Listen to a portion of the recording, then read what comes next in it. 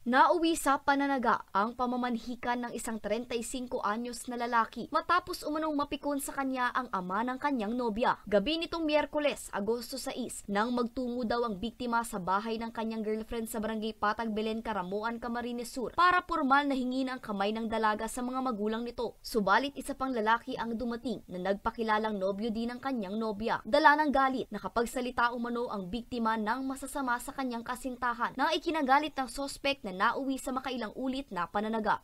Ang ginamit ma'am nito ma'am pananaga ng suspect ay isang matalas ma'am na itak na may sukat humigit kumulang 57 centimeters mula sa hawakan hanggang sa pinakadulo. At ito ay ma'am bagong hasa at bagong bili niya, mga isang linggo pa lang mahigit na kabibili niya lang ng itak.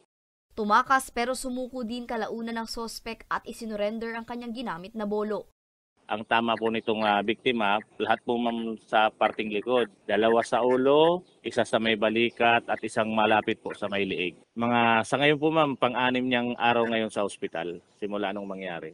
Himala nga ma'am, ako na sabi ko nung makita ko lang yung tama, sabi ko himala lang ang mabubuhay ito. Subalit ma'am, talagang may himala nabuhay kung makikita mo talaga personal yung ma'am mga sugat niya, talagang maiisip mo paano pa kaya ito nakaligtas. Siguro may purpose pa siya ma'am sa buhay dito sa mundo ma'am, kaya nabuhay siguro. Kritikal pa rin hanggang ngayon ang biktima na patuloy pang ginagamot sa Bicol Medical Center sa Naga City habang pansamantala namang pinalaya ang sospek. Hindi pwedeng makapag-issue kaagad kasi pagpunta ko ma'am ng piskal, o natingnan na kaagad ng piskalya, tatanggapin sana yung kaso na i-inquest natin yan.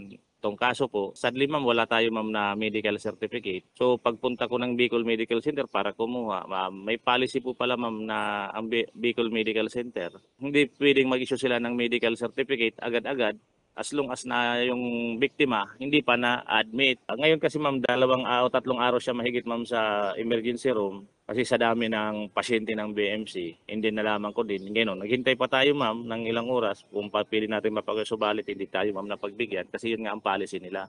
So nakakalungkot lang ma'am na gusto ng pulis na ibigay kaagad ang hustisya. Subalit yung iba nating agency may mga policy ng ganyan. Kaya dadala lang ito ma'am sa regular filing ma'am.